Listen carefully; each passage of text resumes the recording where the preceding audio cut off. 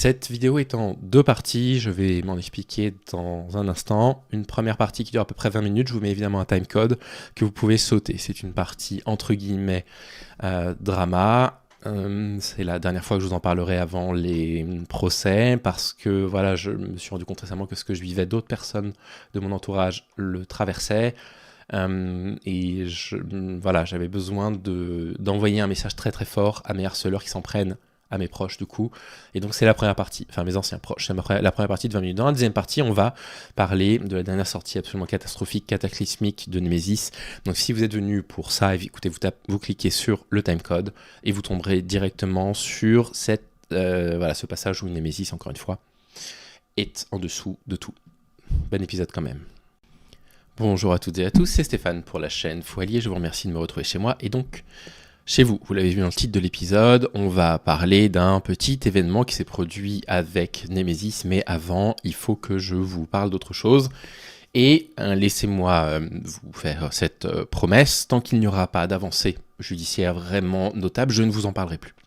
Voilà, je veux pas que ça redevienne un truc de drama comme il y a quelques années où je m'exprimais régulièrement sur ce qui est en train de se passer, mais je suis obligé de vous reparler un tout petit peu de ce qui se passe en ce moment parce que j'ai découvert des choses hier qui sont des choses assez douloureuses en fait, qui m'attristent et en fait qui ne me concernent pas. Et je voudrais en parler. Grosso modo, donc vous l'avez compris, je suis évidemment ultra harcelé par Panique Morale depuis début 2023, je crois. Mars ou mai 2023, je ne sais plus. Et ça, j'en ai suffisamment parlé, la dizaine de milliers de tweets, etc. Enfin bref, la personne qui avait pris ma déposition m'avait dit, bon bah, en fait, si j'en crois ce que j'ai sous les yeux, si une journée de tweets fait à peu près 10 heures, en fait, grosso modo, vous êtes tagué une fois toutes les heures 40 à peu près. Toutes les heures 40, va y avoir un message avec un tag qui vient, et puis vous êtes évoqué à peu près une fois toutes les 50 minutes, et puis si en plus de ça, certains messages sont des références à vous indirectement, pour attaquer des gens que vous appréciez, ou pour mettre en avant des gens dont vous avez critiqué les travaux, on est à quasiment toutes les 15-20 minutes, depuis 2 ans et demi, donc c'est effectivement angoissant. Bref, ça... C'est une chose. Et puis, il se trouve que Panique Morale, en ce moment, m'attaque, depuis après 1 an, avec une personne qui a modéré mon Discord, une personne qui s'appelle Boogie. Voilà, qui a modéré mon Discord. Et Boogie est très, très, très vindicatif. Depuis un moment, ce que je ne savais pas, et c'est ça qu'il faut que je vous raconte, c'est qu'en fait il y a des victimes collatérales là dans le lot, et ça je l'ignorais et j'ai mal au cœur, et il faut que je vous explique un petit peu ce qui s'est passé. Donc en 2024, début 2024 ou fin 2023, je ne sais plus exactement, je faisais des lives sur Twitch, et puis lors d'un live, on me redemande encore une fois d'ouvrir un Discord, et je ne veux pas ouvrir de Discord, parce que je ne veux pas d'un nouveau réseau social, je ne connaissais pas Discord à ce moment-là, je connaissais 2 noms, mais je n'avais jamais eu Discord, parce que je ne voulais pas d'un Discord genre à mon nom, enfin je trouvais ça très spécial en fait, qui est un Discord au nom du Foilier, etc. Et donc, à force qu'on me le demande, en live, en dehors des lives, j'ai fini par céder. Et par dire, ok, mais, condition, je ne m'en occupe pas. C'est-à-dire, si vous voulez qu'il y ait un Discord Foilier, c'était ma condition de base. Ok, il y aura un Discord, mais je ne m'implique pas dedans, je n'écris pas des messages dedans, je ne suis contraint à rien, vous gérez le truc, vous en faites ce que vous voulez, pas de problème. Du coup, pendant le live, est-ce qu'il y a des personnes qui auraient envie d'eux? Et puis, il y a pas mal de volontaires, je crois qu'il y avait une dizaine de volontaires quand même au départ, qui font un truc fou, quoi, vraiment. Moi, je me souviens au départ... personnes comme Banhammer qui crée toute la structure du Discord, et puis il y a toutes les personnes qui ont travaillé complètement gratuitement pour écouter, prendre en charge des personnes qui venaient sur le Discord, des femmes qui venaient, qui avaient subi des violences sexistes ou sexuelles, parfois des hommes, parfois des femmes trans, pour les soutenir, etc., leur permettre d'avoir un espace. Vous voyez, vraiment un très très joli travail, quoi. Ces personnes peuvent être très très fières de ce qu'elles ont accompli, Boogie y compris à ce moment-là, hein. Enfin, voilà, moi j'avais pas compris qu'il y allait avoir des camps. Et puis, il se trouve que l'une des membres de mon Discord a un problème de logement assez sévère, peut potentiellement se retrouver à la rue pendant l'été, et que moi je dis, bon bah voilà, fin juillet pendant le mois d'août, bon bah voilà, il y a 2 chambres, elle vient s'installer là, moi j'avais prévu de partir en vacances en plus pendant 15 jours avec ma meilleure amie, donc voilà, il y a le logement. Et puis il se trouve que Ce que je ne savais pas, c'est qu'il y avait des tensions entre les différentes personnes de la modération, ce qui est normal, c'est sain, des tensions, c'est plutôt sain. Et ces tensions, elles ont été un petit peu montées. Il y a une mayonnaise qui a été montée, et la personne que j'hébergeais, à ce moment-là, était vraiment au centre des critiques. Et j'avais expliqué que, encore une fois, ça n'était pas mon rôle de gérer ça. J'avais dit que je ne voulais pas gérer ça, donc j'avais demandé à ce que, ils essayent de gérer ce truc-là. En fait, je ne vais pas gérer des disputes de personnes comme mon âge, quoi, qui ont quasiment 40 ans et qui sont pas d'accord sur ceci, cela. Sauf que m'a été rapporté, et avec le temps je pense que c'est faux, que pendant que j'hébergeais cette personne qui apparemment mettait un petit peu de Discord sur Discord, que cette personne-là aurait tenu des propos très très durs à mon encontre pendant que je l'hébergeais, très injuste, et puis au final, quelque part ça m'a poussé à m'y mettre, voilà, à me dire voilà, je mets les pieds dans le plat, j'envoie un pavé pour dire voilà, apparemment il y a des personnes qui sont pas bienveillantes, en fait ça ne peut pas se produire, etc. Et ça a été le début du coup de l'explosion du Discord, où tout le monde s'est mis à parler fort, à s'attaquer, etc., etc. Bref, le temps passe. Le harcèlement de Psyodélique et de Panique Morale à l'époque est très très très intense. La modération m'aide énormément à récupérer des captures d'écran, vous avez par exemple Blood qui va regarder les lives de Psio simplement pour pouvoir noter les timecodes durant lesquels il parle de moi. Et c'est là qu'on s'aperçoit que tous les matins dans ces lives, en fait, il y avait quelques minutes sur moi. Vous pouvez pas s'empêcher de m'insulter, etc. Et ça relançait à chaque fois du coup ce que je subissais.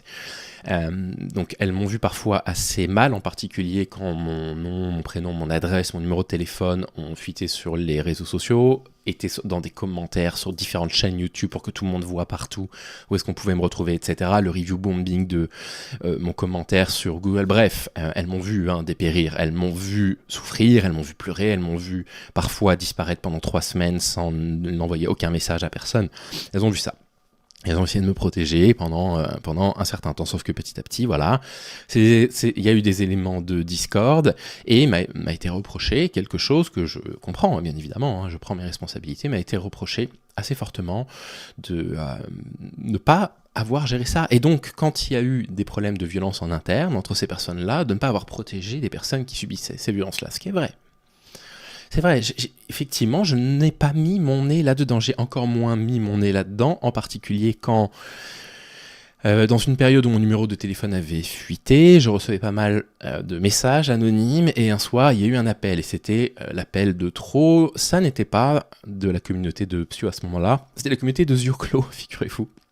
Zioclo s'était excusé auprès de lui après, mais sur l'instant, je reçois ce coup de téléphone très bizarre, et je recevais pas mal de SMS anonymes un peu étranges, ou des trucs genre traître à la France, tout ça, des trucs assez angoissants, quoi, sur mon téléphone. Et là, vous avez un mec qui dit oui, tu sais, moi je pense que je peux vraiment t'aider, un truc vraiment étrange. J'ai fini par raccrocher, et instantanément, je me suis dit ok, je me sens pas bien, j'ai la trouille, je change mon numéro de téléphone. Donc instantanément, je vais sur le site de mon opérateur téléphonique, je demande un changement de téléphone, c'est effectif. Sauf que, comme vous le savez, votre compte Discord est associé à un numéro de téléphone. Et donc, d'un seul coup, je ne peux plus accéder à mon Discord avec mon téléphone. Mais il se trouve que mon ordinateur fixe de l'époque, donc pas celui que j'avais, mais de l'époque, était toujours connecté à Discord. Et donc, je garde ce lien Discord avec ma modération, où une fois de temps en temps, rarement, quand je tourne une vidéo, je passe un coucou pour voir un petit peu ce qui se passe. Et puis on m'en dit pas grand chose, et donc un jour, énième drama, on me demande encore d'intervenir, j'en ai marre, je poste un message et je dis écoutez, je me déconnecte du coup de mon compte Discord sur l'ordinateur qui était du coup le seul endroit dans lequel je pouvais encore m'y connecter, et je m'y déconnecte et je n'y ai plus jamais mis les pieds, ça doit faire 1 an à peu près maintenant. Et je ne peux plus y mettre les pieds, puisque pour me connecter maintenant, il me faudrait un code d'activation par SMS que je ne peux plus récupérer. Donc, je n'ai plus Discord, et j'en suis absolument très content. Donc j'ai un autre compte Discord que j'ai ouvert, parce que parfois, il y a des vidéastes qui veulent me contacter par Discord, mais qui n'est évidemment pas relié à mon ancien compte. Je n'ai pas la moindre idée de ce que ce Discord est devenu aujourd'hui, sachez-le. Je n'en sais mais absolument rien. Je ne sais pas s'il y a encore des gens dessus, je ne sais pas s'il s'appelle Fouali ou non, j'espère que non. Je ne sais pas s'il y a encore des personnes, je ne sais pas si ça vit, encore une fois, je n'en ai aucune idée. Si jamais ça vit, qu'il y a des personnes avec qui j'ai échangé quelques messages par le passé, écoutez, bravo, si vous faites continuer de vivre ce truc-là. Mais entre-temps, Entre-temps, une personne du Discord s'est alliée avec Panique Morale, comme vous le voyez sur Twitter, c'est Boogie. Et ça fait près d'un an que ça dure, me défonce tout le temps, est très paranoïaque, à mon encontre. Et il se trouve que Boogie a essayé de retourner un petit peu toutes les personnes de la modération contre moi, de ce que je comprends. Il y en a une ou deux qui n'étaient pas dans la modération, comme Millie Milo, qui effectivement rentrent dans ce délire paranoïaque, quelqu'un avec qui je n'ai jamais échangé et qui peut de temps en temps alimenter complètement ce harcèlement complètement délirant, où j'aurais piraté son compte pour voir les ventes qu'elle a fait des peluches qu'elle fait en crochet, enfin bon, vous voyez le genre de choses, quoi. Et puis, mon ancienne équipe n'a pas joué le jeu. Et donc, Boogie les a perçus et les perçoit encore aujourd'hui comme des ennemis. Et ça fait 1 an, et je l'ai découvert hier, qu'elles sont harcelées, elles aussi. Et du coup, je suis allé vérifier, c'est dire évidemment, donc j'ai pas beaucoup dormi, ça m'a pris du temps, et c'est vrai. Et je suis catastrophé de ça, parce que comme vous le savez, sur Twitter, je suis sur Twitter comme j'étais sur Discord. Je vous prie de m'excuser, vous m'envoyez régulièrement des messages sur Twitter, je le sais, je n'ai pas le temps. Je n'ai pas le temps d'aller lire des messages sur les réseaux sociaux parce que je ne le consacre pas, j'en suis absolument navré. J'ai à peine le temps de répondre aux messages qu'on m'envoie. J'utilise Twitter pour mettre en avant certaines vidéos parce que il faut bien que je mette en avant mon travail, ou pour mettre en avant le travail vidéo de copains qui me demandent de mettre ça en avant. C'est bien la moindre des choses. Bref. Ça fait 1 an que elles reçoivent des messages en expliquant par exemple que elles auraient piraté pour moi des informations pour me permettre de, j'en sais rien, de récupérer, par exemple, les coordonnées des personnes qui me harcèlent. Donc il y a 1 an, je tiens à le montrer, donc voilà, elle va peut-être, puisqu'elle passera au tribunal Poutacritique pour le doxing, elle va peut-être me reprocher d'avoir partagé des échanges privés dont je ne suis pas dont je n'étais pas le bénéficiaire, mais quand elle a écrit à une association, donc une association Témoignages Invisibles, qui m'avait proposé de co-signer une pétition durant laquelle, qui cherchait à mettre en avant les femmes dans le milieu scientifique. Et elle leur écrit « Excusez-moi, vous avez dans vos signataires une personne qui a organisé sur Discord la suppression du travail d'une femme racisée. » Donc là, elle disait que moi, j'avais fait supprimer une de ses chaînes sur YouTube. Elle a vraiment dit ça, j'ai fait supprimer une de ses vidéos sur YouTube. J'aurais fait supprimer une de ses vieilles vidéos sur YouTube. Non mais il faut être... vous voyez le degré de paranoïa quand même. Par ailleurs, cette personne passe son temps à livrer des femmes à la vindicte de ses abonnés à travers ses vidéos. Donc elle parle de elle et de folle à chier. Donc, Témoignage Invisible, il y a un quai évidemment en disant ok, merci d'avoir porté ça à notre attention, envoyez-nous des éléments. Elle n'envoie pas d'éléments, elle dit juste le fou allié, il est ceci, il est cela, voilà. Et comme vous pouvez le constater, en fait, ce mail a été envoyé ici avec son adresse Gmail Poutacritique. Il se trouve que cette adresse Gmail était, à cette époque-là, donc j'en ai encore la capture d'écran, sous le format prénom.nom@gmail.com. Et c'est comme ça que j'ai couvert l'identité de Poutacritique, ce qui ne m'a pas servi à grand-chose, puisque j'ai pas assigné encore, j'ai assigné personne. Mais Boogie va dire que, par exemple, j'aurais demandé à ma modération d'utiliser des moyens illégaux pour retrouver son identité, par exemple, alors que j'ai son identité depuis donc octobre. Vous le voyez, parce que ce mail m'a été transmis le jour même de la réponse, c'est-à-dire le 8 octobre 2023. Donc vous avez depuis le 8 octobre 2023 que je connais cette information. En ce qui concerne Panique Morale, qui continue à dire tous les jours que j'essaye de hacker son ordinateur pour avoir son identité. Mais j'ai l'identité de Panique Morale. Ça fait un peu plus d'1 an et demi maintenant que je l'ai. Alors je l'ai sans l'avoir, vous allez comprendre. Donc c'est la 4e plainte là qui est portée contre Panique Morale là. Et après la 2e, en réalité, du coup, il y a eu une instruction. Le dossier a été instruit et j'ai été mis au courant que son anonymat avait été levé par la police. Alors moi, je n'ai pas accès à cette information puisque je ne me suis pas porté constitution de partie civile. Donc je n'ai pas cette information. On ne peut pas, avec l'avocat, dire nous, on se porte constitution de partie civile, donc en fait, donnez-nous le nom. Simplement, en ce moment, on est en train précisément d'engager différents types de démarches pour un peu forcer la main de la justice à y aller, en fait. Et on essaye de faire ça sans avoir à se mettre constitution de partie civile, pour ne pas avoir non plus à forcer. Et donc, c'est pour ça que c'est assez compliqué ce qu'on est en train de faire en ce moment, ça c'est le moins qu'on puisse dire. Ça prend un temps fou, mais on met en place des démarches juridiques pour que ce procès se fasse très rapidement, sans avoir à forcer la justice. Je ne veux pas vous en dire plus. Donc, on connaît aussi son identité, donc les fameux piratages pour obtenir son identité d'il y a quelques semaines, bon, bref. Ouais. Voilà ce que j'en pense. Donc, tous les jours, on leur explique que, en fait, elles sont des pirates qui travaillent à mon compte, qui en veulent à panique morale en groupe parce que moi, je les organiserai en groupe, ces personnes-là. Qu'on soit très clair, qu'on soit parfaitement clair. Et je vais le dire une fois de la façon la plus simple. La dernière personne de cette ancienne modération Discord avec qui j'ai eu un échange, je pense que c'est Blood.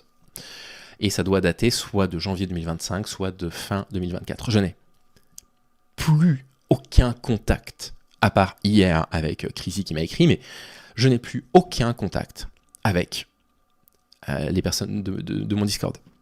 Ce harcèlement qui est organisé, qui est délirant, parce que moi je peux un peu me défendre, déjà j'en ai les moyens, judiciairement, et puis surtout j'ai des abonnés, donc j'ai du soutien quand j'en parle, j'ai du soutien. Elles font comment quand elles ont 35 abonnés et qu'elles voient parfois 40, 50 fois leur nom tagué en disant on va porter plainte contre vous parce que vous avez agressé des femmes, parce que c'est exactement les mêmes reproches qui me sont faites. Elles auraient soutenu de la pédocriminalité, soutenu des personnes qui ont commis des VSS, etc. Des trucs affolants, et c'est en boucle, en boucle, en boucle, en boucle, en boucle, en boucle, soi-disant parce que on travaillerait encore dans l'ombre. Et donc, je dis ce qui est, à savoir que je n'ai aucun contact avec ces personnes-là. Plus aucun.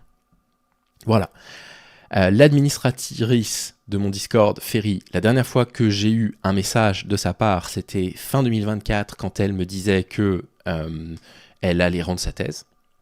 Roxane, je n'ai plus de messages depuis un sacré bout de temps parce que nos caractères ne sont pas très compatibles, on s'était un petit peu côtoyés, mais on s'est même pas disputé, c'est juste que nos chemins ont pris des directions différentes, c'est quelque chose qui est tout à fait normal, qui est très logique, hein.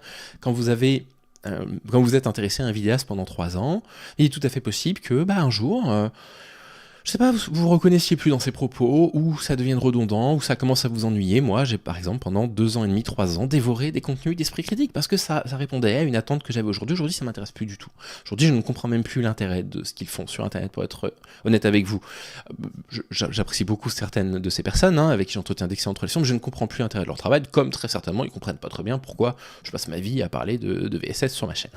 Mais tout ça est tout à fait normal de prendre des routes opposées. Blood, comme je vous dis, donc j'ai plus de contact avec lui, je pense, depuis soit fin 2024, soit début 2025. Et puis, tout ce qui est Alexia, Babos et compagnie, mais enfin, vous voyez bien à quel point elles sont agressives avec moi sur les réseaux depuis plus de 6 mois. Elles sont passées chez Scheisel et elles se sont mises sur mon dos. Puis, voilà, ça a été... vous connaissez la communauté de Scheisel, quoi. Vous voyez ce que je veux dire, quoi. Scheisel, c'est un master troll, quoi. Donc bon, voilà. Donc, voilà, elles subissent, toutes ces personnes-là, un harcèlement dingue. Et moi, j'ai découvert ça hier. Et je vous avoue, je suis un peu malheureux d'avoir découvert ça hier. Je ne vais pas parler en leur nom. Si jamais elles souhaitent en parler, elles en parleront elles-mêmes, librement. Mon avis, et encore une fois, je ne parle pas en leur nom, je ne peux pas vous affirmer que c'est bien ça qui s'est passé. Mon avis, c'est qu'en fait, quand ça a commencé pour elles, donc c'était à peu près 1 an, c'était au moment où moi ça allait très mal, et je pense qu'elles l'ont vu. Donc je pense que elles ne m'en ont pas parlé pour me protéger, en fait. Je pense que c'est ça qui s'est passé. Et du coup, je m'en veux un peu d'avoir beaucoup parlé du fait que j'allais mal avec elles à cette période-là, parce que elles ont subi pas mal de choses aussi, et elles m'ont pas dit. Et je sais que nos chemins se sont séparés depuis un moment. Je sais que certaines ne sont pas en colère contre moi, mais juste qu'on a pris des chemins différents. Mais je suis désolé. Je pense que quand vous m'avez demandé d'intervenir un peu sur le Discord, et que vous me le demandiez de façon un petit peu soutenue, moi ça m'oppressait. Je pense que j'ai pas lu entre les lignes. Voilà, clairement. Je pense que je n'ai pas lu entre les lignes ce que vous essayez de me dire. Et donc, effectivement, je suis pas intervenu, c'est vrai. Et je comprends mieux pourquoi vous m'en voulez. Et voilà, je suis désolé. Je suis désolé de ça, et je suis désolé que, du coup, je comprends pourquoi vous ne voulez plus être associé à moi maintenant. Je ne comprenais pas, en fait, pourquoi. Je me disais, mais enfin, je leur ai jamais rien fait. Enfin, je veux dire, on le sait au téléphone, on a échangé des choses, on arrive, vous m'avez soutenu à des moments très forts, etc. Je ne comprenais pas pourquoi vous disiez tout le temps, on veut plus être associé au Fou Allié. Je me disais, mais pourquoi elle dit ça tous les jours, tous les jours, tous les jours? Et en fait, avec du coup ce que je suis allé voir, en fait, elles disent tout le temps ça parce que Boogie ou Panique Morale viennent leur dire, vous êtes des harceleuses en fait de femmes parce que vous soutenez le Fou Allié qui essaye de pirater mon compte pour avoir mes informations personnelles, pour essayer de pirater le compte de Poutacritique, pour je sais pas par quel moyen illégal avoir ses coordonnées. C'est-à-dire, moi j'ai ces infos depuis un moment, quoi.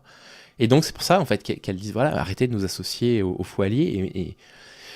Et ça me fait mal au cœur parce que moi, ça fait très longtemps que j'ai plus aucun contact, comme je vous disais, avec aucune de ces personnes-là. Et le découvrir comme ça, de façon aussi brute, hier, avec Crazy, où moi, je lui envoie un message où je suis furieux contre elle, en disant, mais en fait, Crazy, là, je suis dans une période où on finit les marches, là. Là, mardi, tout est fini, en fait.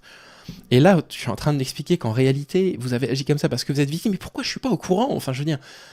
Et qu'ensuite, elle, je sens qu'elle me balance avec toute sa détresse et sa colère. Mais tu sais ce qu'on a subi, Stéphane, machin. Je me dis, mais putain, en fait, on n'a pas communiqué, quoi. On n'a pas communiqué entre nous.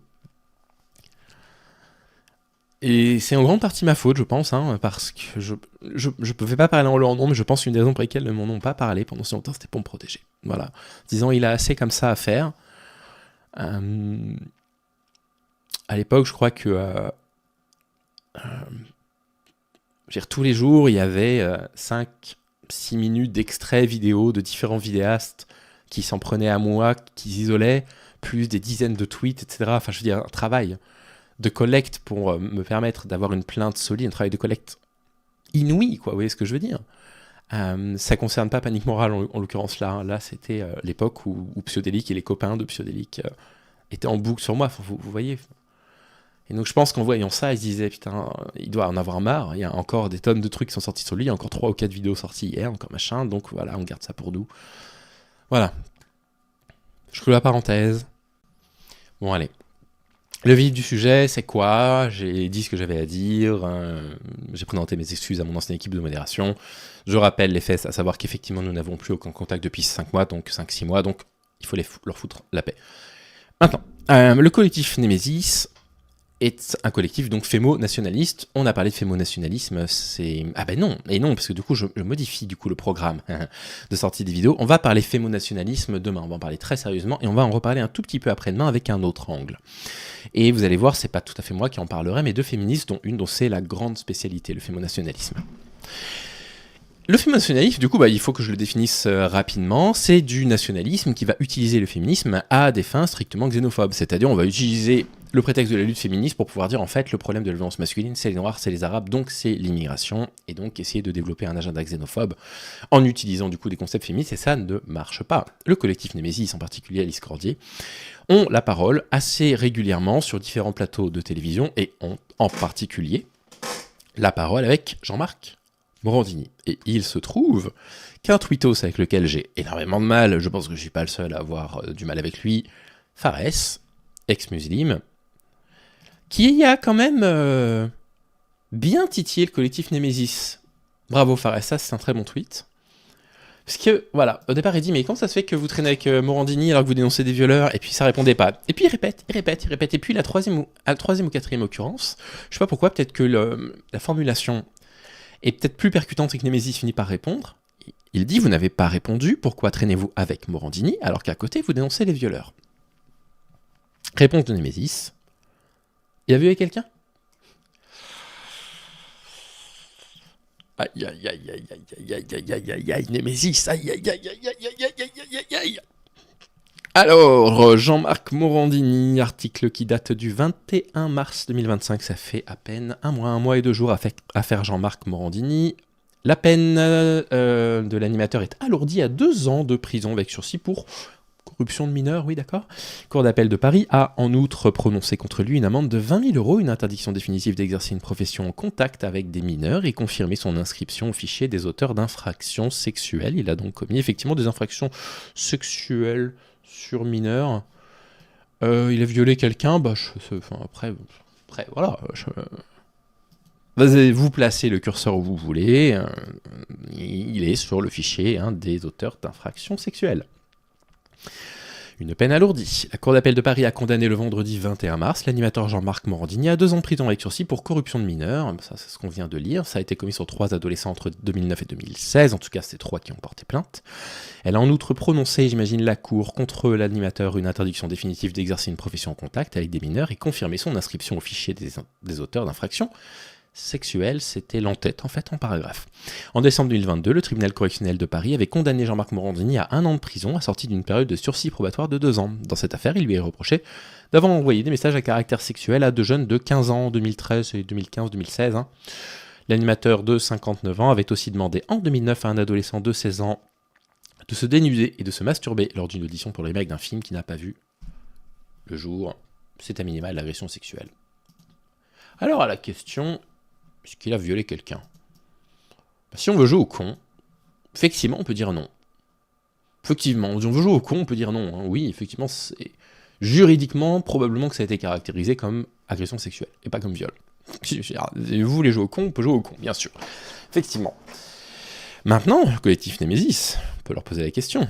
Est-ce que n'importe quel animateur qui porterait sur lui ses origines ethniques, s'il était condamné pour corruption de mineurs, pour avoir demandé à des mineurs de se dénuder et de se masturber quand il avait 59 ans, enfin 50 ans qu'ils en avaient 14, 15 ou 16,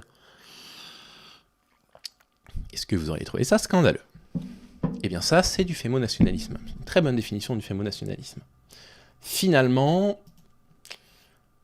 les blancs ne sont pas intrinsèquement des agresseurs sexuels, vous comprenez ? Donc, quand ils commettent des agressions sexuelles, c'est des erreurs. Mais les étrangers sont fondamentalement, intrinsèquement, biologiquement, de façon essentialisante des agresseurs sexuels.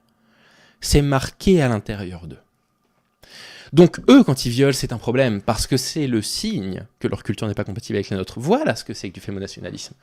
Si c'est Morandini, c'est pas grave. Oui, il a violé personne. Oui, quand même, corruption de mineurs, 3 fois, pour des faits qui pourraient être qualifiés d'agression sexuelle. Ouais, il a violé personne. Némésis dans toute sa splendeur, dans toute la négation du féminisme, parce que c'est de la négation de féminisme, évidemment le fémonationalisme est tout sauf du féminisme, et c'est très très bien de le rappeler parce que dans une période où les cartes sont systématiquement brouillées, où les concepts sont rendus flous, sont rendus difficiles à comprendre, où on pourrait avoir l'impression que toutes les vérités se valent les unes les autres, eh bien on pourrait être tenté de se dire qu'après tout, le fémonationalisme est une forme de féminisme. Eh bien non, l'extrême droite ne peut pas être féminisme, littéralement, vous avez des explications sous vos yeux qui pourraient vous expliquer clairement pourquoi ce n'est pas possible d'être d'extrême droite et d'être féministe, et puis on va creuser un petit peu le sujet demain et après-demain. Voilà, j'espère que ce court épisode vous a plu, je suis désolé pour la première partie de 20 minutes, mais il fallait que ça sorte, c'était important, parce que elles m'ont protégé, c'est peut-être aussi à moi maintenant de, les protéger, même si je vous avoue que, étant donné ce que certaines ont laissé paraître sur les réseaux sociaux comme colère, c'est pas vraiment un truc dont j'ai envie au fond de moi, mais il faut quand même être correct, elles m'ont protégé des années, je peux bien faire ce petit aparté de 20 minutes, même si je pense que ça n'intéresse pas grand monde et que ça concerne surtout les concernés, mais il faut bien protéger parfois certaines personnes. Allez, bon dimanche, à bientôt les amis.